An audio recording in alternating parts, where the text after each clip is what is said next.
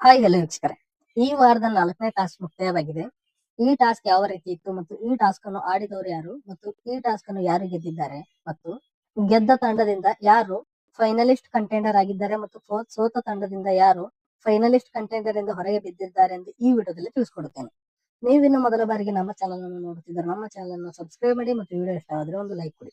ವೀಕ್ಷಕರೇ, ಮೊದಲಿಗೆ ನಾವು ಈ ಟಾಸ್ಕ್ ಯಾರ್ಯಾರು ಆಡಿದ್ದಾರೆ ಎಂದು ನೋಡುವುದಾದರೆ, 1ನೇ ತಂಡದಿಂದ ರಾಶಿಕಾ ಮತ್ತು ರಘು ಅವರು ಆಡಿದ್ದಾರೆ. ಇನ್ನು 2ನೇ ತಂಡದಿಂದ ಧ್ರುವಂತ್ ಮತ್ತು ಅಶ್ವಿನಿ ಗೌಡ ಅವರು ಆಡಿದ್ದಾರೆ. ಈ ಟಾಸ್ಕ್ ಜೋಡಿ ಟಾಸ್ಕ್ ಇರುತ್ತದೆ. ಈಗ ನಾವು ಈ ಟಾಸ್ಕ್ ಯಾವ ರೀತಿ ಇತ್ತೆಂದು ನೋಡುವುದಾದರೆ, ನೀವು ಆಲ್ರೆಡಿ 2 ಪ್ರೋಮೋದಲ್ಲಿ ನೋಡಿದ್ದೀರಿ ಟಾಸ್ಕ್ ಯಾವ ರೀತಿ ಇತ್ತೆಂದು. ನಾನು ಈಗ ಸಿಂಪಲ್ ಆಗಿ ಹೇಳಿಕೊಡುತ್ತೇನೆ. ಈ ಟಾಸ್ಕಿನಲ್ಲಿ ಒಂದು ಜೋಡಿಯು ಕಂಬವನ್ನು ಹಿಡಿದುಕೊಂಡು ನಿಲ್ಲುತ್ತದೆ, ಮತ್ತೊಂದು ಜೋಡಿ ಆ ಜೋಡಿಗೆ ಡಿಸ್ಟರ್ಬ್ ಮಾಡಬೇಕು. ಡಿಸ್ಟರ್ಬ್ ಮಾಡಿ ಕಂಬದಿಂದ 2 ಕೈಯನ್ನು ತೆಗೆಯುವಂತೆ ಮಾಡಬೇಕು. ಈ ರೀತಿ ಟಾಸ್ಕ್ ಇತ್ತು. ಈ ಟಾಸ್ಕಿಗೆ ಪ್ರತಿ ಜೋಡಿಗೆ ಪ್ರತ್ಯೇಕವಾಗಿ 2 ಗಂಟೆ ಕಾಲಾವಕಾಶ ಕೊಟ್ಟಿತ್ತು. 2 ಗಂಟೆಗಳ ಕಾಲಾವಕಾಶದಲ್ಲಿ ಯಾವ ಜೋಡಿ ಅತಿ ಹೆಚ್ಚು ಸಮಯ ಕಂಬವನ್ನು ಹಿಡಿದುಕೊಂಡು ನಿಲ್ಲುತ್ತದೆ ಆ ಜೋಡಿ ಈ ಟಾಸ್ಕ್ ಅನ್ನು ಗೆಲ್ಲುತ್ತದೆ. ಈಗ ನಾವು ಮೊದಲನೇ ರೌಂಡ್ ಬಗ್ಗೆ ಮಾತನಾಡೋದಾದ್ರೆ, ಮೊದಲನೇ ರೌಂಡ್ ನಲ್ಲಿ ರಘು ಮತ್ತು ರಾಶಿಕಾ ಅವರು ಕಂಬವನ್ನು ಹಿಡಿದುಕೊಂಡು ನಿಂತಿದ್ದರು ಮತ್ತು ಅವರಿಗೆ ಡಿಸ್ಟರ್ಬ್ ಮಾಡುವವರು ಧ್ರುವಂತ್ ಮತ್ತು ಅಶ್ವಿನಿ ಗೌಡ ಅವರು. ಮೊದಲನೇ ರೌಂಡ್ ನಲ್ಲಿ ಧ್ರುವಂತ್ ಅವರು ಅಷ್ಟೊಂದೇನು ನೀರು ಹೊಡೆದಿಲ್ಲ, 2 ಸಲ ಬಿಟ್ಟರೆ ಅವರೇನು ಜಾಸ್ತಿ ನೀರು ಹೊಡೆದಿಲ್ಲ.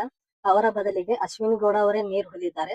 ಆದ್ರೆ ಅಶ್ವಿನಿ ಗೌಡ ಅವರು ಸಹ ಅಷ್ಟೊಂದೇನು ಫೋರ್ಸೇಬಲ್ ಆಗಿ ನೀರು ಹೊಡೆದಿಲ್ಲ, ಸುಮ್ನೆ ಕಾಮನ್ ಆಗಿ ನೀರು ಹೊಡೆದಿದ್ದಾರೆ. ಹಾಗಾಗಿ ಮೊದಲನೇ ರೌಂಡ್ ನಲ್ಲಿ ಅಶ್ವಿನಿ ಗೌಡ ಮತ್ತು ಧ್ರುವಂತ್ ಸಹ ಅಷ್ಟೊಂದೇನು ಮಾತನಾಡಿದ್ದಿಲ್ಲ.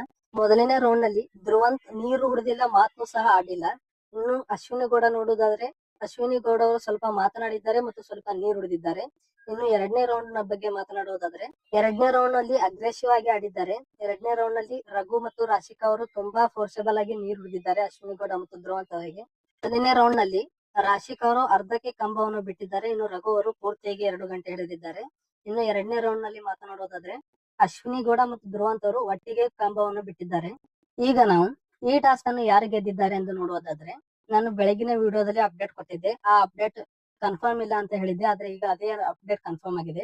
ಈ ಟಾಸ್ಕ್ ಅನ್ನು ಗೆದ್ದವರು ಧ್ರುವಂತ್ ಮತ್ತು ಅಶ್ವಿನಿ ಗೌಡ ಅವರು. ಹಾಗಾಗಿ ಈ ಟಾಸ್ಕ್ ನಲ್ಲಿ ಸೋತಿರುವ ರಘು ಮತ್ತು ರಾಶಿಕಾರಲ್ಲಿ ಇಬ್ಬರಲ್ಲಿ ಒಬ್ಬರು ಕಂಟೆಂಡರ್ ಟಾಸ್ಕ್ ನಿಂದ ಹೊರಗೆ ಬೀಳುತ್ತಾರೆ. ಹಾಗಾಗಿ ರಘು ಮತ್ತು ರಾಶಿಕಾ ಇಬ್ಬರಲ್ಲಿ ರಾಶಿಕಾ ಅವರು ಕಂಟೆಂಡರ್ ಟಾಸ್ಕ್ ನಿಂದ ಹೊರಗೆ ಬಿದ್ದಿದ್ದಾರೆ. ಚಕ್ರೆ ಮುಂದಿನ ಟಾಸ್ಕ್ ಆಡುತ್ತಿರುವವರು ಈ ಟಾಸ್ಕ್ ಅನ್ನು ಗೆದ್ದಿರುವ ಅಶ್ವಿನಿ ಗೌಡ ಮತ್ತು ಧ್ರುವಂತ್ ಅವರು ಮತ್ತು 2ನೇ ತಂಡದಲ್ಲಿರುವ ರಘು ಅವರು. ವೀಕ್ಷಕರೇ, ಇದಾಗಿತ್ತು 4ನೇ ಟಾಸ್ಕ್ ಬಗ್ಗೆ ಮಾಹಿತಿ. ಈ ವಿಡಿಯೋ ಇಷ್ಟವಾದರೆ ಒಂದು ಲೈಕ್ ಕೊಡಿ ಮತ್ತು BBK12 ಲೈವ್ ಅಪ್ಡೇಟ್ ಗೆ ನಮ್ಮ ಚಾನಲ್ ಅನ್ನು ಸಬ್ಸ್ಕ್ರೈಬ್ ಮಾಡಿ ಮತ್ತು ಸೀಸನ್ 12ರ ಮೊದಲನೇ ಫೈನಲಿಸ್ಟ್ ಯಾರಾಗಬೇಕೆಂದು ಕಮೆಂಟ್ ಮಾಡಿ. ಧನ್ಯವಾದಗಳು.